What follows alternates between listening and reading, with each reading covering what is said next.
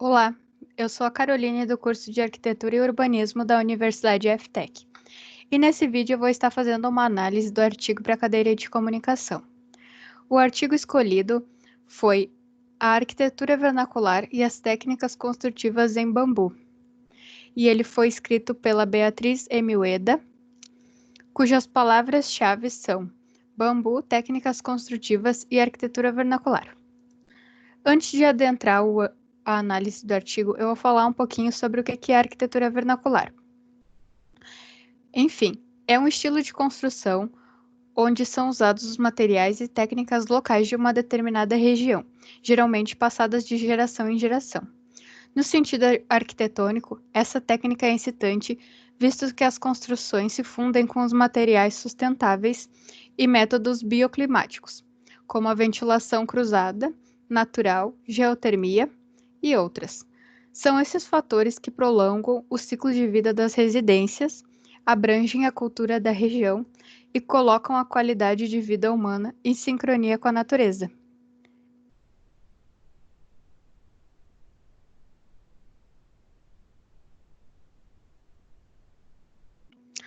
Bom, eu vou falar por que o bambu é o protagonista dessa técnica. Muitas culturas têm nos primórdios de sua arquitetura esse material, desenvolvendo inúmeras técnicas construtivas, como estrutura, elemento de vedação, telhas, ornamentos e etc.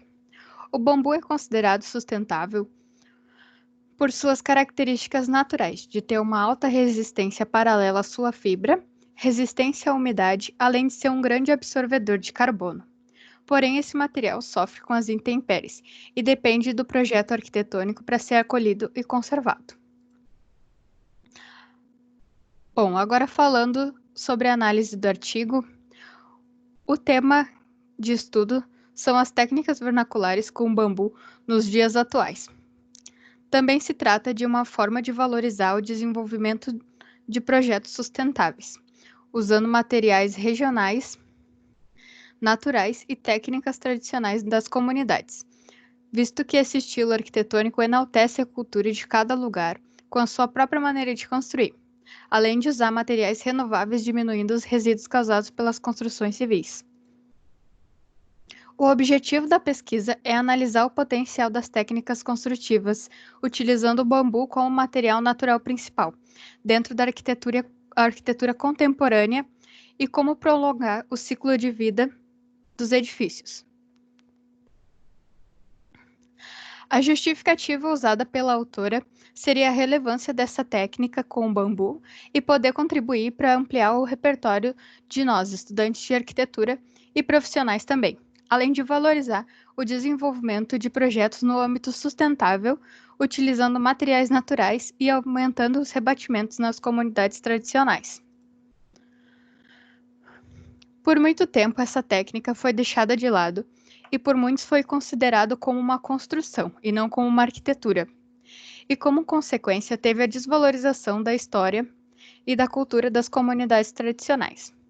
Uma comunidade sustentável tem como base a harmonia entre a natureza e sociedade, e isso é caracterizado pelo respeito à cultura e elementos históricos dessa região. Também instiga a nós, estudantes de arquitetura, que devemos aprender com as técnicas vernaculares de locais com pouca tecnologia, pois os mesmos buscam respeitar as condições da natureza e as construções agridem o meio ambiente numa escala bem menor e sem perder o conforto, a durabilidade, a beleza e ainda melhorar a qualidade de vida. Ao mesmo tempo que essas técnicas são aplicadas na arquitetura, se produz uma base na tradição e na vivência popular, ao mesmo tempo que são um recurso para o desenvolvimento socioeconômico e um patrimônio cultural de maior importância. Como, por exemplo, na escola MIT, onde a arquiteta optou pelo uso do bambu, o barro e a palha como materiais produzidos na comunidade a serem valorizados e onde toda a rede econômica da cidade foi beneficiada. A arquiteta ainda reforça a importância de vivenciar a cultura local, utilizando o projeto como engajamento para o desenvolvimento da comunidade.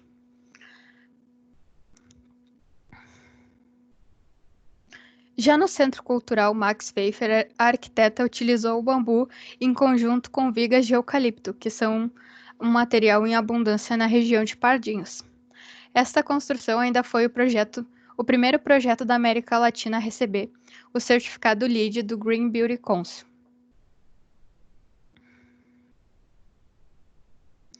O que diz respeito à metodologia, se deu em 2 estágios.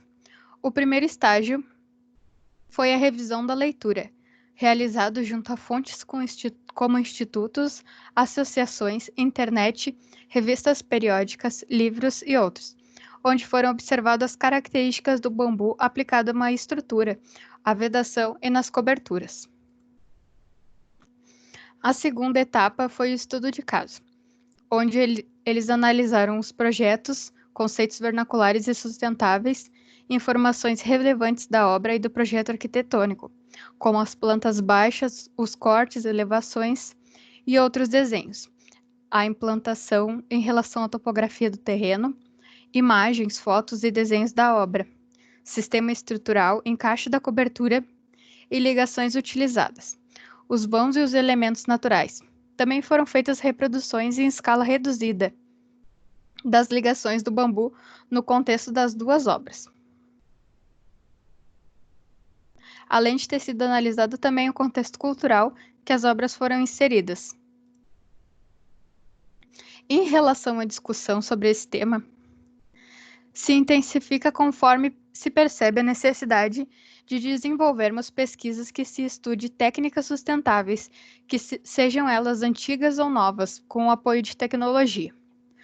Outro fator a ser analisado nas obras foram as técnicas bioclimáticas aplicadas, que garantem o conforto térmico do edifício. Ambos adotam espaços abertos no pavimento superior para atividades livres e evitam as divisões internas, que cria espaços com várias possibilidades de uso e também permite a ventilação cruzada, amenizando as temperaturas elevadas. Ambos projetos aplicam conceitos que aumentam o ciclo de vida das construções e preservam os materiais naturais. Ao que se avalia as técnicas vernaculares nas 2 regiões distintas, a autora ainda diz que, conforme a arquiteta Anna Ehring, da construção do MIT em Bangladesh, a mesma relata que aprimorou a técnica vernacular lá, aplicada, e isso envolveu grande parte da comunidade no processo. Já no Centro Cultural de Leico, no Brasil, a utilização do bambu foi consideração do Instituto Jatobá. E nesse caso, a população local não tinha familiaridade com esse tipo de construção e ela teve que treinar a mão de obra que estava envolvida no projeto. E as considerações finais da autora, ela afirma que em ambos os projetos são alinhados com um pensamento sustentável e de valorização dos materiais naturais da comunidade, assim como as técnicas vernaculares alinhadas com as estratégias bioclimáticas e elementos que aumentam o ciclo de vida dos edifícios e o conforto térmico dos usuários. Puxa. As arquitetas, além de ressaltar a beleza do material, os acolhem por meio dos beirais para proteger das chuvas. E as técnicas usadas incorporam soluções que facilitam a execução dos espaçadores metálicos, como nas ligações dos colmos no projeto do Centro Max Pfeffer, e a incorporação da técnica tradicional com amarrilhos do projeto do MIT. Outro ponto a ser reforçado também são as estratégias de conforto térmico que cada arquiteta adotou em seu projeto, além da dificuldade de construir com colmos de bambu devido às variações que se encontram no diâmetro e ao longo do comprimento, tendo que ser criadas soluções com problemas de compatibilidade na hora de construir e para produzir o encaixe e a composição com outros elementos da construção. Bom, essa foi a minha breve análise do artigo. Tchau, tchau.